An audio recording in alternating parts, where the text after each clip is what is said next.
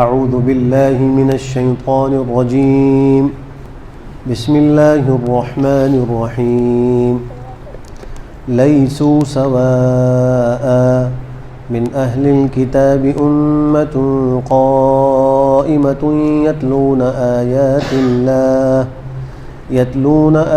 اللہ آناء اللیل وهم یسجدون۔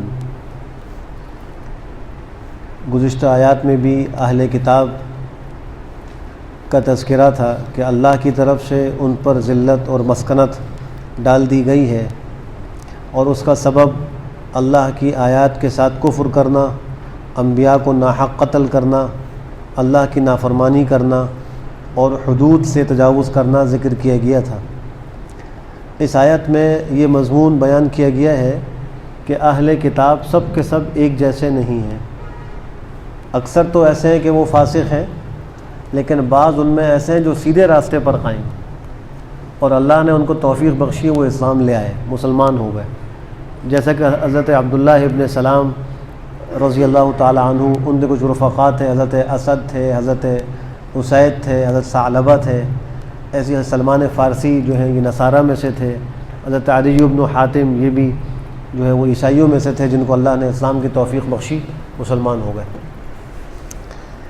تو فرمایا یہ سب برابر نہیں ہے، اہل کتاب میں سے ایک جماعت ہے قائمتن جو سیدھے راستے پر قائم ہے، یتلون آیات اللہ، اللہ کی آیتوں کی تلاوت کرتے ہیں، آناء اللیل، رات کے اوقات میں، وہم یسجدون، اور سجدہ کرتے ہیں، یعنی تہجد کی نماز پڑھتے ہیں، رات کو تلاوت بھی کرتے ہیں، رات کے آخری حصے میں تہجد بھی پڑھتے ہیں، یہ بہترین لوگ ہیں۔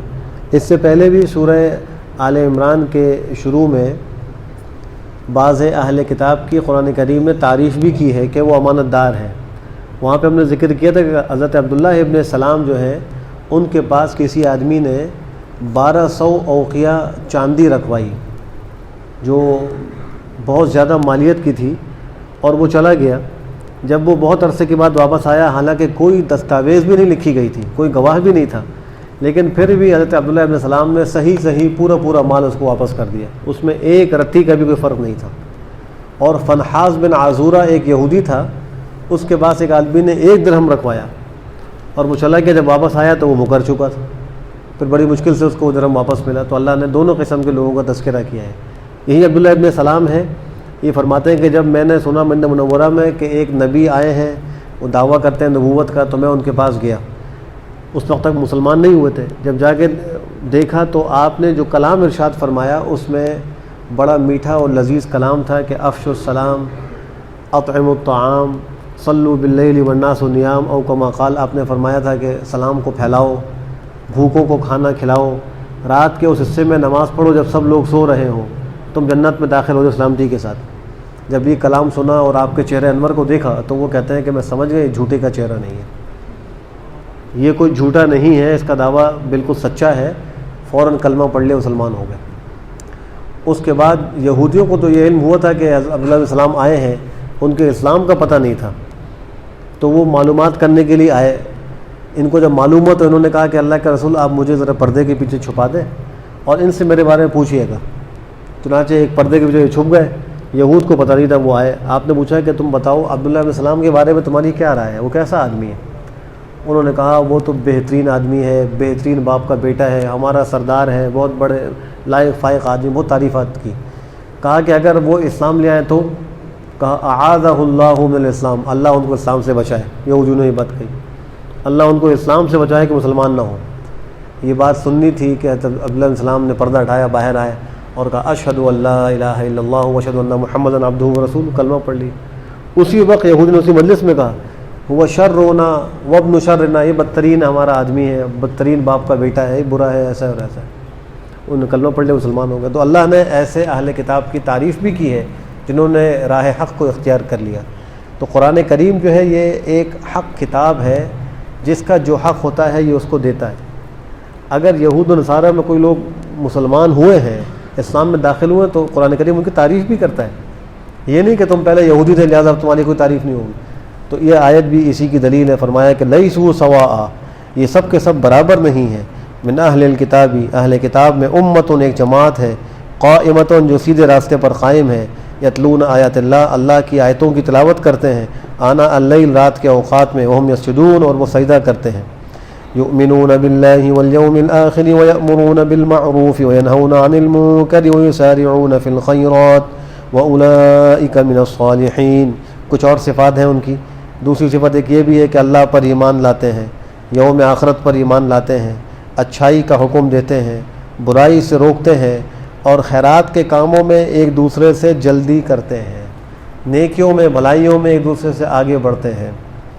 مسارعت فی الخیرات، ایک ہے فعل الخیرات، نیکیوں کا کرنا، اور ایک ہے نیکیوں میں آگے بڑھنا اور دوسروں سے ریس لگانا، مقابلہ کرنا۔ یہ ایک مامور بھی حکم ہے، ایک محمود اچھا عمل ہے، لیکن دین کے معاملے میں، خیرات اور بھلائیوں کے معاملے میں، دنیا کے معاملے میں ایک دوسرے سے آگے بڑھنے کی دوڑ لگانا یہ محمود نہیں ہے، یہ تو قابل مذمت کام ہے۔ اور آج معاشرے میں عام طور پر یہی ہوتا ہے کہ ظاہری وسائل اور دنیا کی چیزوں میں تو مقابلہ بازی ہو رہی ہے، لیکن خیرات کے کاموں میں، دین کے معاملات میں مسابقہ یہ کم نظر آتا ہے، حالانکہ یہ ہونا چاہیے۔ صحابہ کرام کے آپس میں یہی جذبہ موجود تھا کہ وہ کسی کو دین میں آگے دیکھتے تو اس پر رشک کرتے، غبطہ کرتے اور آگے بڑھنے کی کوشش کرتے، لیکن اگر دنیا کے معاملے میں کوئی آگے بڑھ جاتا تو اس سے آگے بڑھنے کی کوئی کوشش نہیں کرتے تھے۔ غزوہ تبوک کے موقع پر آپ ذات السلام نے مسجد میں کھڑے ہو کے اعلان فرمایا۔ عام طور پہ آپ کی عادت یہ تھی کہ آپ جب کسی غزوے میں تشریف لے جاتے تھے تو توریے سے کام لیتے تھے، ظاہر نہیں کرتے تھے ہم کہاں جا رہے ہیں، دشمن سے چھپانا مقصود ہوتا تھا۔ تو صحابہ کرام کو بھی آپ وضاحت سے نہیں بتائے، بس یہ کہتے کہ سفر درپیش۔ لیکن غزوہ تبوک میں آپ نے صاف صاف بتلایا کہ بھئی ہمیں تبوک جانا ہے، جو 800 کلومیٹر سے بھی زیادہ دور ہے، اور گرمی کا زمانہ ہے، لہٰذا جس کے پاس جو ہو وہ مال لے کر آئے، اللہ کے راستے کے لیے مال جمع کیا جائے۔ چنانچہ صحابہ کرام اپنی اپنی وسعت کے مطابق لانے لگے۔ حضرت عمر فاروق کہتے ہیں کہ اس زمانے میں میرے پاس بہت زیادہ مال تھا، تو میں نے یہ سوچا کہ آج میں صدیق اکبر سے آگے بڑھ جاؤں گا، ہر نیکی کے کام میں وہ آگے بڑھ جاتے ہیں، آج میرے پاس مال زیادہ ہے، میں زیادہ مال لے کر آؤں گا تو میں آگے بڑھ جاؤں گا۔ اس جذبے کے ساتھ وہ اپنے آدھے مال کو لے کر آئے، گھر کے مال کو 2 حصوں میں تقسیم کیا، آدھا مال آپ کی خدمت میں لائے، آدھا مال چھوڑ دیا۔ صدیق اکبر جب تشریف لائے تو وہ گھر کا سارا ہی مال لے آئے، ان کے پاس مال تو کم تھا لیکن سارا لے آئے۔ آپ نے پوچھا کہ عمر کیا لائے ہو؟ عرض کیا کہ آدھا مال لایا ہوں۔ گھر والوں کے لیے کیا چھوڑا ہے؟ آدھا مال چھوڑا ہے۔ آپ بہت خوش ہوئے، برکت کی دعا دی۔ صدیق اکبر سے پوچھا تم کیا لائے ہو؟ کہا کہ سارا مال گھر کا لے آیا۔ گھر والوں کے لیے کیا چھوڑا؟ اللہ اس کے رسول کی محبت چھوڑ کر آیا ہوں، باقی کچھ نہیں۔ آپ بہت زیادہ خوش ہوئے۔ اس وقت حضرت فاروق اعظم نے فرمایا کہ عمر جو ہے وہ ابو بکر سے آگے نہیں بڑھ سکتا۔ تو دیکھیں مسابقت تو ہے لیکن خیرات کے کاموں میں، دنیا کے کاموں میں نہیں۔ اب حضرت عمر فاروق کو جذبہ یہ پیدا نہیں ہو رہا کہ میں حضرت عبدالرحمن ابن عوف سے آگے بڑھ جاؤں، وہ بڑے مالدار صحابی ہیں، میرا مال حضرت عثمان غنی سے زیادہ ہو جائے، وہ بڑے مالدار ہیں۔ ان کو یہ جو ہے وہ کوئی شوق پیدا نہیں ہو رہا، دل میں یہ جذبہ پیدا نہیں ہو رہا۔ جذبہ ہو رہا ہے تو یہ پیدا ہو رہا ہے کہ میں حضرت ابوبکر صدیق سے آگے بڑھ جاؤں، نیکی میں آگے بڑھ جاؤں۔ چنانچہ ایک روایت میں آتا ہے کہ ایک دفعہ انہوں نے صدیق اکبر سے کہا کہ مجھ سے ایک معاملہ کریں آپ۔ کیا معاملہ ہے؟ فرمایا کہ میری زندگی کے جتنے نیک اعمال ہیں سارے آپ لے لیں اور مجھے وہ ایک رات دے دیں جو آپ نے غار ثور میں سرکار دو عالم صلی اللہ علیہ وسلم کے ساتھ گزاری تھی۔ یعنی میں اس ایک رات کو اپنی زندگی بھر کے سارے اعمال سے زیادہ قیمتی سمجھتا ہوں کہ آپ کی وہ ایک رات ثواب کے اعتبار سے زیادہ ہے۔ تو دیکھیں یہاں بھی وہی مسابقت فی الخیرات کا جذبہ ہے کہ مجھے زیادہ نیکیاں مل جائیں، مجھے آخرت کا زیادہ ثواب حاصل ہو جائے۔ تو اللہ ان کی صفت ذکر فرما رہے ہیں کہ یسارعون فی الخیرات، خیر کے کاموں میں ایک دوسرے سے آگے بڑھتے ہیں۔ ایک اور جگہ ارشاد باری تعالیٰ ہے وَسَارِعُوا إِلَىٰ مَغْفِرَةٍ مِّن رَبِّكُمْ وَجَنَّةٍ عَرْضُهَا السَّمَاوَاتُ وَالْأَرْضُ۔ یہاں تو ان کا عمل ذکر ہوا کہ یہ لوگ خیرات کے کاموں میں جلدی کرتے ہیں۔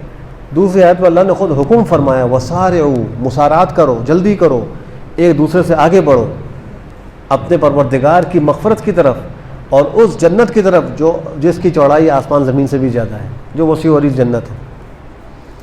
فرمایا وَأُولَٰئِکَ مِنَ الصَّالِحِینَ، یہی لوگ ہیں نیکوکاروں میں سے۔ وَمَا يَفْعَلُوا مِنْ خَيْرٍ فَلَن يُكْفَرُوهُ وَاللَّهُ عَلِيمٌ بِالْمُتَّقِينَ۔ اب اللہ کا ان کے ساتھ کیا معاملہ ہے؟ ان کا معاملہ تو یہ ہے کہ یہ اللہ کے احکام کو پورا کرتے ہیں، ایمان لاتے ہیں، امر بالمعروف کرتے ہیں، نہی عن المنکر کرتے ہیں، مسارعات فی الخیرات کرتے ہیں۔ اللہ کا معاملہ یہ ہے کہ جو یہ کوئی نیکی کرتے ہیں ہرگز اس کی ناقدری نہیں کی جائے گی، اللہ کے ہاں اس پر اجر و ثواب ہے۔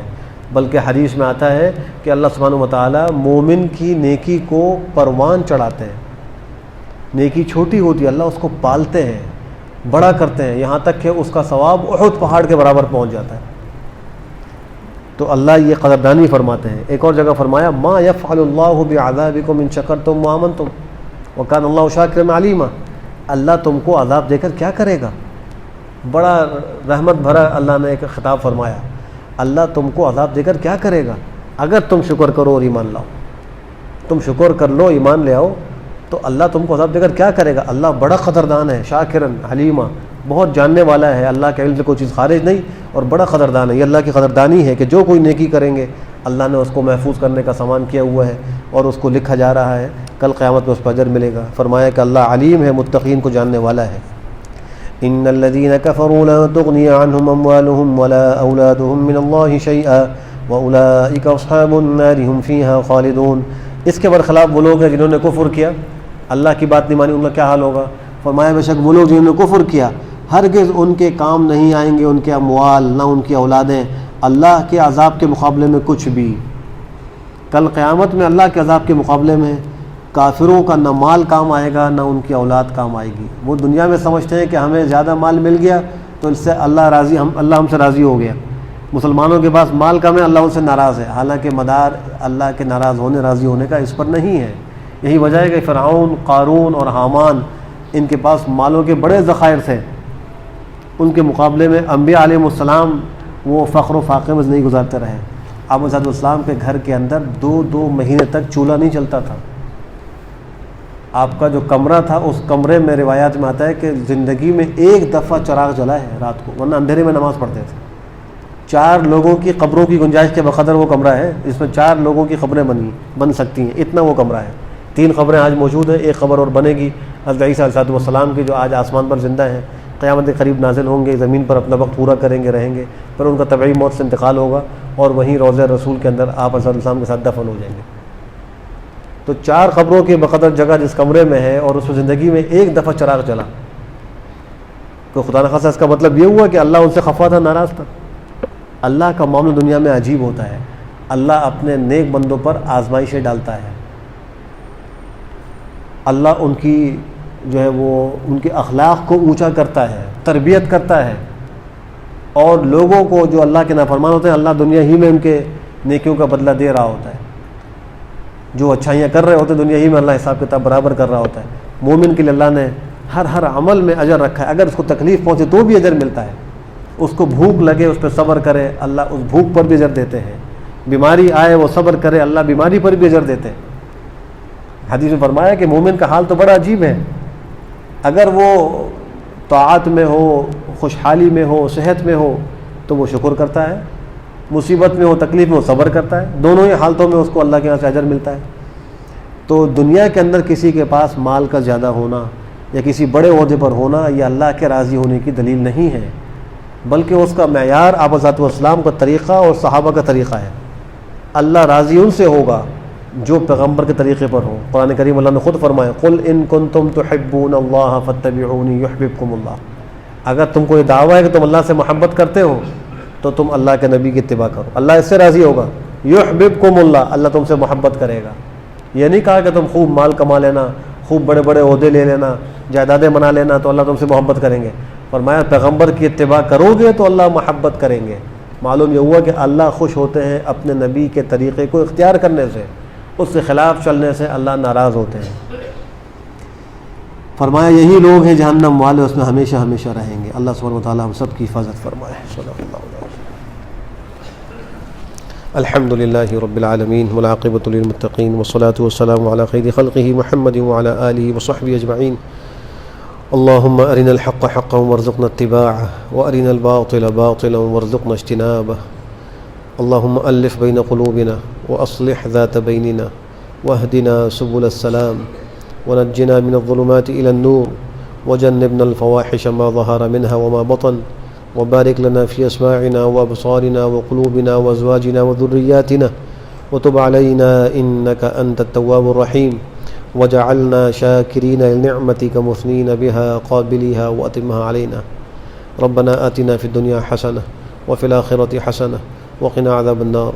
اللهم بارك لنا في رجب وشعبان وبلغنا رمضان.